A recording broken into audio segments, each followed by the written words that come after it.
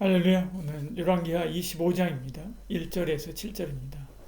시드기야 제9년 열째 달 10일에 바벨론 왕 느부갓네살이 그의 모든 군대를 거느리고 예루살렘을 치러 올라와서 그 성에 대하여 진을 치고 주위에 토성을 쌓으며 그 성이 시드기야 왕 제11년까지 포위되었더라. 그 해 넷째 달 9일에 성중에 기근이 심하여 그 땅 백성의 양식이 떨어졌더라. 그 성벽이 파괴되며 모든 군사가 밤중에 두 성벽 사이 왕의 동산 견문길로 도망하여 갈대아인들이 그 성읍을 에워쌌으므로 그가 아라바 길로 가더니 갈대아 군대가 그 왕을 뒤쫓아가서 여리고 평지에서 그를 따라잡으며 왕의 모든 군대가 그를 떠나 흩어진지라. 그들이 왕을 사로잡아 그를 림나에 있는 바벨론 왕에게로 끌고 가며 그들이 그를 신문하니라. 그들이 시드기야의 아들들을 그의 눈앞에서 죽이고 시드기야의 두 눈을 빼고 놋사슬로 그를 결박하여 바벨론으로 끌고 갔더라. 아멘. 바벨론 마지막 왕인 요시아의 아들 마따니아를 왕위에 세우고 그리고 시드기야로 개명시키게 됐죠. 시드기야는 바벨론에서 벗어나기 위해서 안간 힘을 씁니다. 바벨론이 예루살렘을 2년이나 포위했지만 애굽의 바로 때문에 잠시 뒤로 물러나게 되지요. 그들은 곧 다시 돌아와서 포위하게 됩니다. 기근도 심했지요. 더 버틸 힘이 없었습니다. 바벨론 군대가 한쪽 성벽에 구멍을 내고 물밑을 들어오게 되지요. 전세는 완전히 기울어집니다. 왕과 가족, 귀족들이 밤에 비밀 통로로 도망하게 되지요.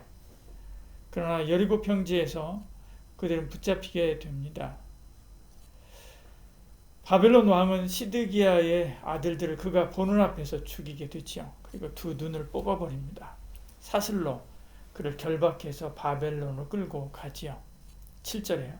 그들이 시드기야의 아들들을 그의 눈앞에서 죽이고 시드기야의 두 눈을 빼고 놋사슬로 그를 결박하여 바벨론으로 끌고 갔더라. 이렇게 말씀하지요.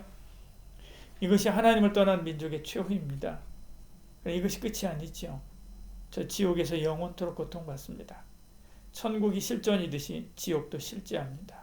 주님은 거기서 구더기도 죽지 않고 불도 꺼지지 않는 그곳이라고 이야기합니다. 소금을 볶듯이 볶일 것이다. 그렇게 주님께서 말씀했죠.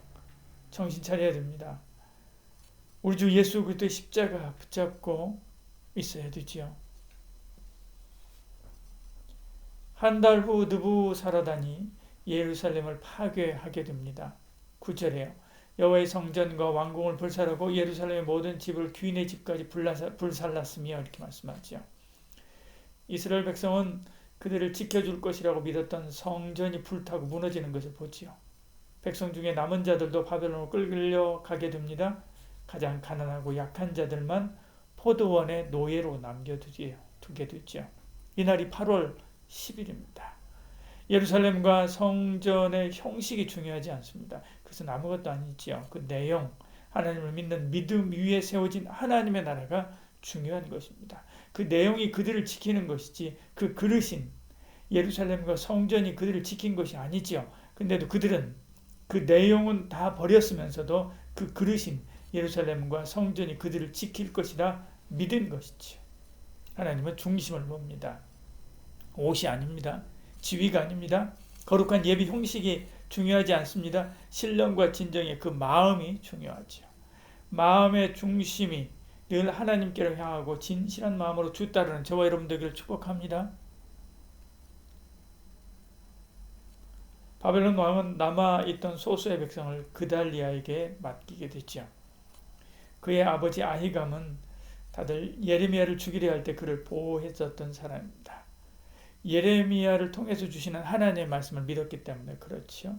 그래서 그달리아는 이 상황을 하나님의 관점으로 가장 정확하게 이해한 사람이었습니다. 그는 어떻게 하든 백성을 보호하고 싶었습니다. 바벨론은 그가 자기들에게 호의적임을 알고 그를 지도자로 남겨두게 됐죠. 그때 왕족인 이스마엘이 그가 바벨론을 힘입어 지도자가 된 것을 시기하여 살해하고 애굽으로 도망쳐 버리게 되죠. 그들은 끝까지 예레미야의 조언을 듣지 않습니다. 결국 애굽 사람들과 섞여 살다가 역사에서 사라져 버리게 되죠. 그러나 하나님의 은혜는 바벨론에서 다시 시작하게 됩니다. 느부갓네살이 죽고 그의 아들 에월므로닥이 왕이 되었을 때 그는 포로로 끌려온 여호야긴을 석방하게 됩니다. 그의 나이가 55세였죠. 37세에 끌려와서 지금 55세가 됐으니까 오랫동안 고통받은 것입니다.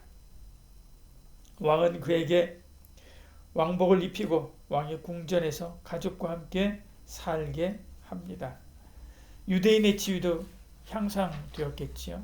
열왕기하 25장 27절 30절에 이렇게 말씀합니다. 유다왕 여호야긴이 사로잡혀 간 지 37년 곧 바벨론 왕 에월므로닥이 즉위한 원년 12월 그달 27일에 유다의 왕 여호야긴을 옥에서 놓아 그 머리를 들게 하고 그에게 좋게 말하고 그의 지위를 바벨론에 있는 그와 함께 있는 모든 왕의 지위보다 높이고 그 죄수의 의복을 벗게 하고 그 일평생에 항상 왕의 앞에서 양식을 먹게 하였고 그가 쓸 것은 날마다 왕에게서 받은 양이 있어서 종신토록 끊이지 아니하였더라 이렇게 말씀하죠. 하나님은 다윗 왕조를 버리지 않았습니다. 포로지에서도 계속 이어가고 있는 것을 보죠.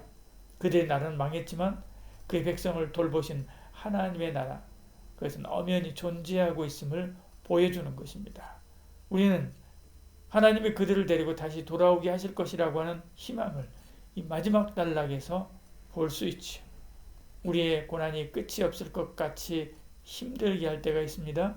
모든 것이 끝난 것 같이 생각될 때도 있지요. 그래도 하나님의 은혜는 끝나지 않습니다. 끝까지 우리를 붙들고 이끌어 그의 나라에 들어가기까지 보호하시는 거지요. 기도하겠습니다. 사랑이 많으신 우리 하나님, 모든 것이 끝난 것 같은 그때에도 하나님의 은혜는 남아서 우리를 붙들고 있는 것을 봅니다.